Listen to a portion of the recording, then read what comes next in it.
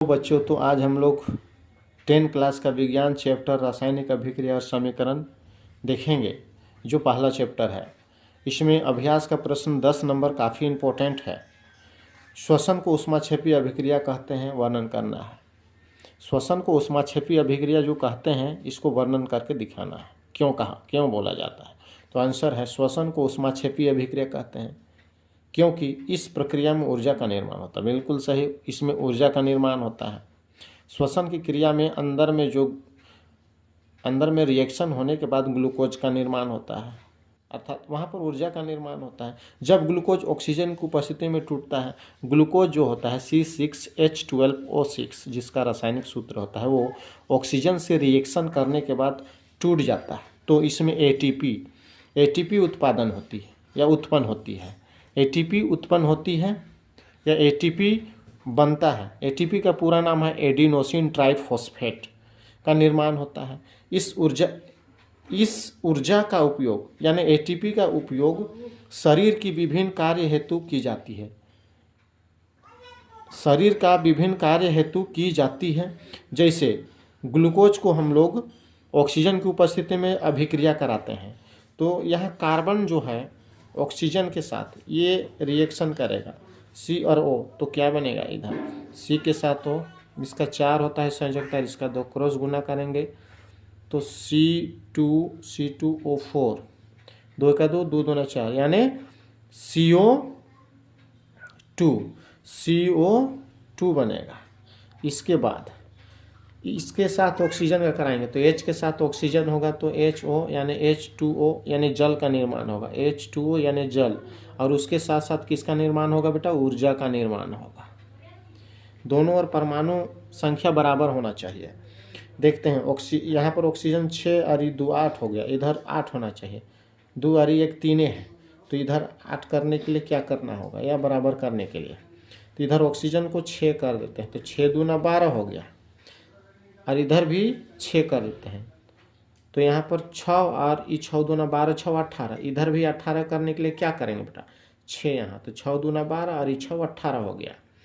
Hydrogen मेरा 12 है, hydrogen यहाँ 12 हो जाएगा, 6 दूना 12, बिल्कुल सही। कार्बन 6 है तो कार्बन यहाँ 6 हो गया। इस तरह से ये समीकरण बिल्कुल संतुलित हो गया। अगला प्रश्न देखते हैं। अगला इम्पोर्टेंट है प्रश्न, ये भी यहाँ चुनिंदा प्रश्न को ही डाले हैं। सिल्वर के शोधन में सिल्वर नाइट्रेट के विलयन से सिल्वर प्राप्त करने के लिए कॉपर धातु द्वारा विस्थापन किया जाता है। कहता है, सिल्वर के शोधन में सिल्वर नाइट्रेट के विलयन से सिल्वर प्राप्त करने के लिए कॉपर धातु का विस्थापन किया जाता है। इस प्रक्रिया के लिए अभिक्रिया लिखना है। तो सबसे पहले सिल्वर के शोधन में सिल्वर नाइट्रेट के विलयन से सिल्वर प्राप्त करने के लिए कॉपर धातु द्वारा, कॉपर यानी लिखेंगे जैसे में कॉपर यहाँ होगा तो Cu कॉपर का संकेत होता है। कॉपर धातु द्वारा विस्थापन किया जाता है। किसको? सिल्वर नाइट्रेट को। सिल्वर नाइट्रेट का अनुसूत्र बना रहे हैं Ag, और नाइट्रेट का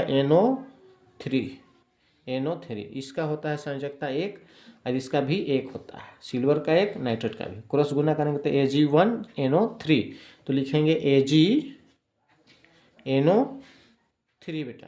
ये रिएक्शन जब करेगा तो ये माइनस होता है, ये प्लस होता है, ये प्लस होता है। कॉपर के साथ नाइट्रेट का होगा, चूँकि ये जो कॉपर है प्लस और नाइट्रेट माइनस है, तो प्लस माइनस के साथ होगा, अर्थात यहाँ पर कॉपर जो है नाइट्रेट के साथ रिएक्शन करेगा।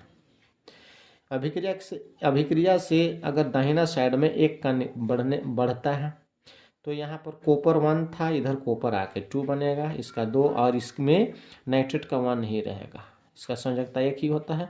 तो इसको कॉपर 1 NO3 का 2 हो जाए तो CuNO3 का होल ट्वाइस प्लस, इसके साथ ये आ गया। अब बचा Ag, तो इसको Ag के लिए Ag अकेले लिख देंगे बेटा। तो इस तरह से समीकरण हम लोग का क्लियर हो गया है। आप देखते हैं दोनों और बराबर है कि नहीं।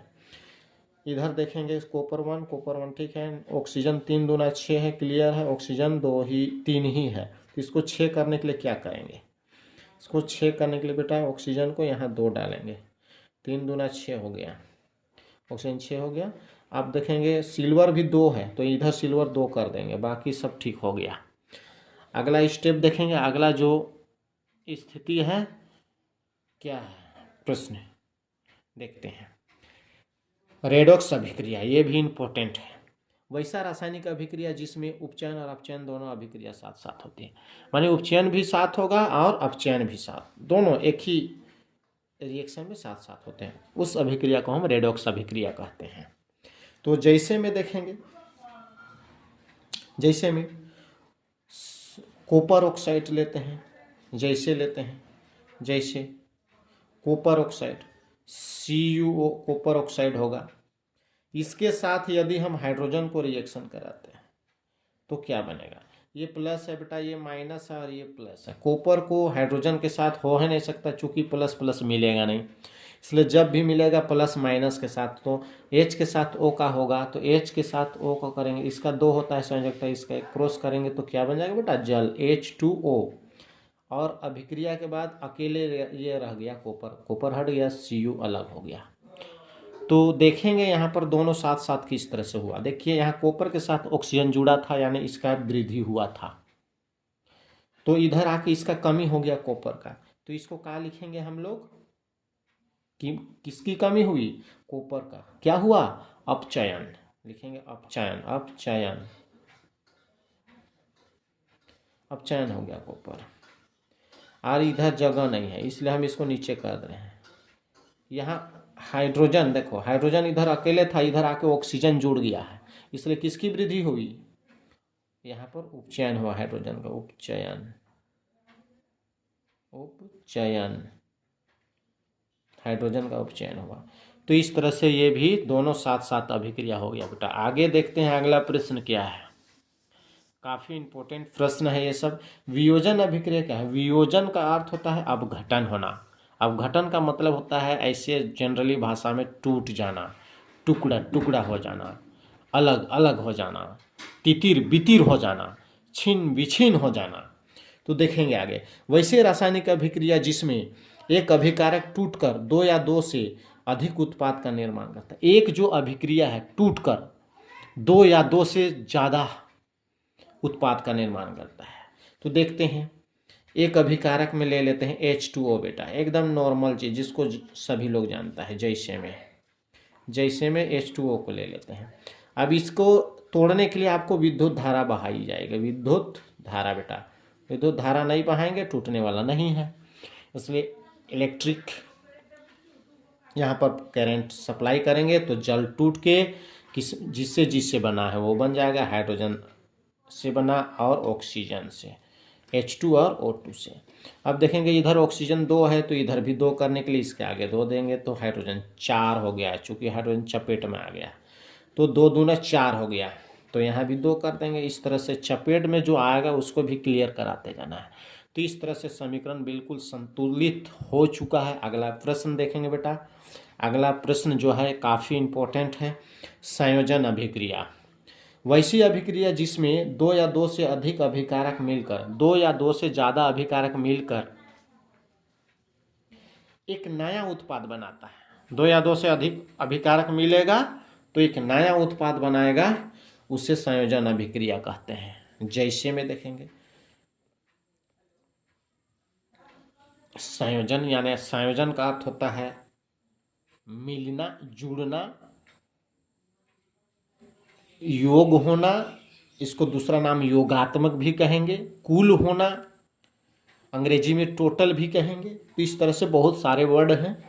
तो इसको क्या करेंगे हम लोग, 2 अभिकारक मिलेंगे तो इसी को ले लेते हैं। यहाँ जल को विद्युत धारा बहाए थे, इधर अलग अलग इसको कर लेते हैं, H2 + O2 करते हैं बेटा, H2। अब इसको रिएक्शन कराएंगे तो क्या बनेगा, H+ है, O- है, ये प्लस माइनस।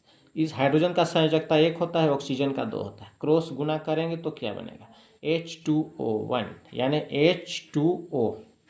देखेंगे इधर हाइड्रोजन 2 है, ऑक्सीजन 1 है, इधर हाइड्रोजन का भी 2, ऑक्सीजन का भी 1, तो ऑक्सीजन 2 करने के लिए हाइड्रोजन का आगे देंगे। तो देखिए यहाँ पर हाइड्रोजन ऑक्सीजन 2 करने के लिए आगे दे दिए यहाँ पर, तो हाइड्रोजन चपेट में आ गया। अब तो समझ में आ गया होगा, गेहूं के साथ जौ भी ना पिसाता है बेटा, क्या करिएगा। पिसा गया, चलिए कोई बात नहीं। देखते हैं जरा आगे। तो हाइड्रोजन जो है सो इसका भी 2 कर देंगे आगे हम आके, यहाँ आगे 2 कर, 2 दूना 4, ऑक्सीजन 2, ऑक्सीजन यहाँ 2। बिल्कुल क्लियर है बेटा। अगला आप लोग के लिए एक प्रश्न है, जरा इसको ध्यान दीजिएगा। कमेंट में बुझा हुआ चूना का रासायनिक सूत्र लिख दीजिएगा।